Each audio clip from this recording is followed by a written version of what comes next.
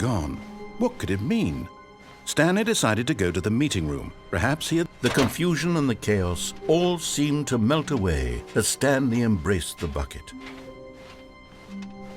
Stanley clutched the bucket tightly to his chest and entered the door on his left.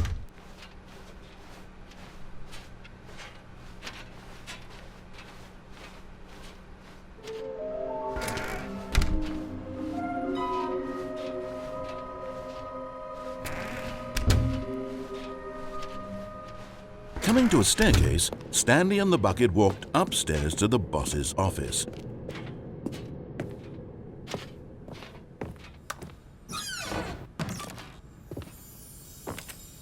Another miniature Stanley figurine. There really must be a snappier name for these things. What about mini-stands? Stanley figs? What about Stanlerines? Yes, I think I like that. Another Stanlerine under your belt.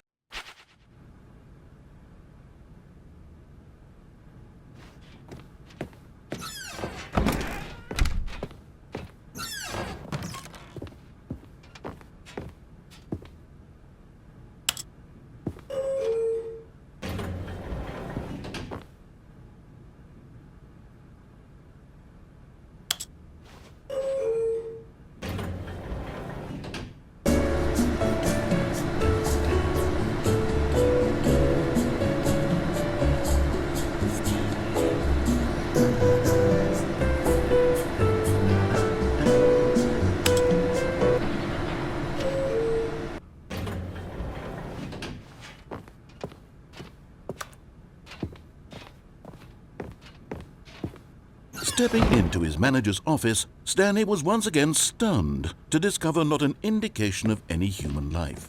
Crushed by the weight of this revelation, Stanley may have broken down into an emotional dumpster fire if not for the soothing presence of the bucket.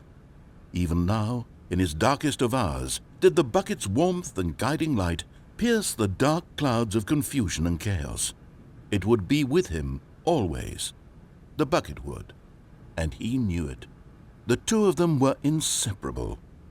At this point, Stanley was so absorbed in the tender spiritual connection he shared with the bucket that he didn't notice the keypad behind the boss's desk. Nor in his bliss of simply being near the bucket did he have any notion that the PIN number for the keypad was 2845.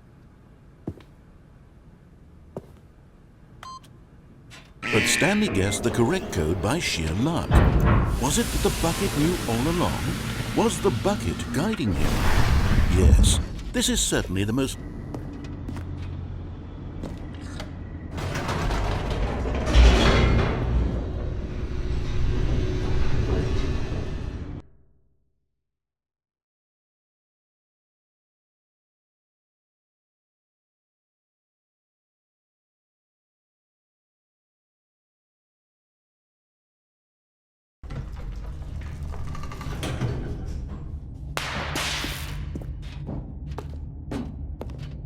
Stanley and the bucket walked straight ahead through the large door that read, Mind Control Facility.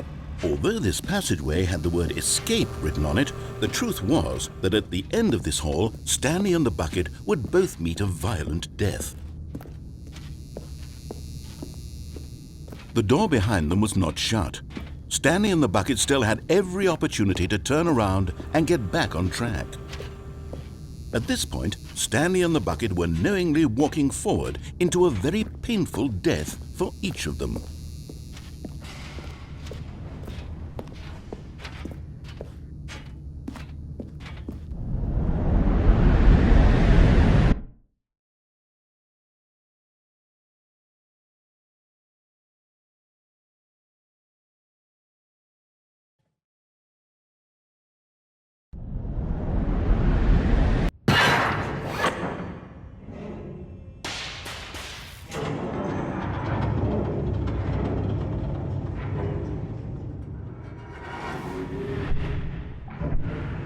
As the machine whirred into motion and Stanley and the bucket inched closer to their demise, Stanley reflected on how meaningless the bucket's warmth and comfort had turned out to be.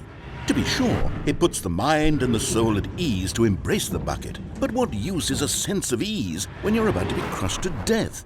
This is what Stanley thought to himself, and he sort of kicked himself for wasting so much time carrying a bucket everywhere. Farewell, Stanley.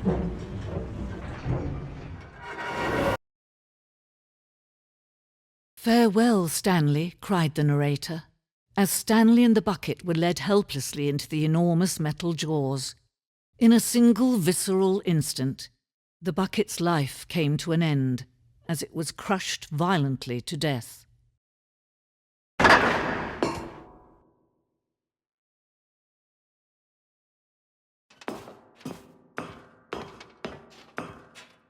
It was a shame, the death of such a magnificent bucket.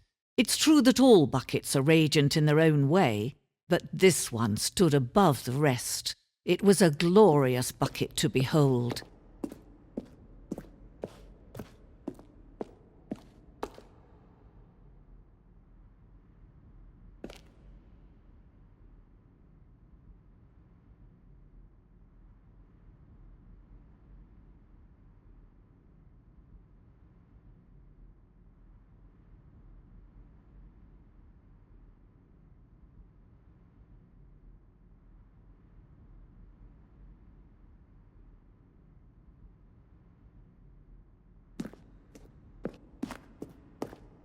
Can you see how arrogant it was for Stanley to take a bucket like this and to claim it for his own? Can you see the hubris that blinded him?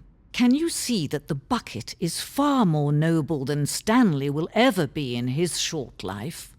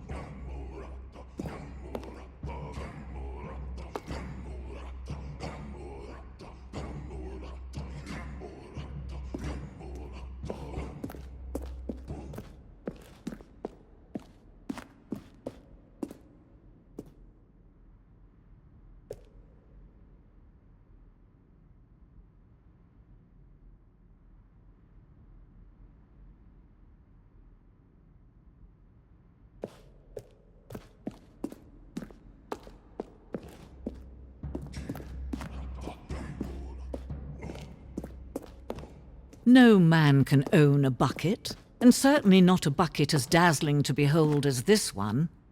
It is man who should kneel before the bucket.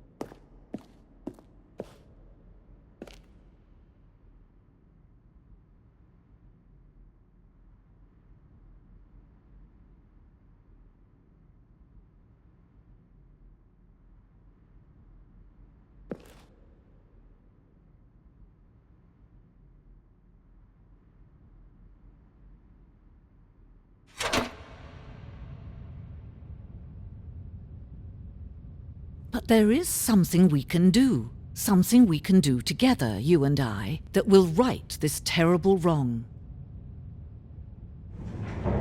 Let Stanley die. Let him be crushed by the machine. Don't reset the game. Don't give him another opportunity to run off with another beautiful bucket. We can save the world's buckets from their treatment as tools and implements if only we let Stanley die together. The bucket shall take its place as ruler, as leader, as commander of a new world, a new vision for...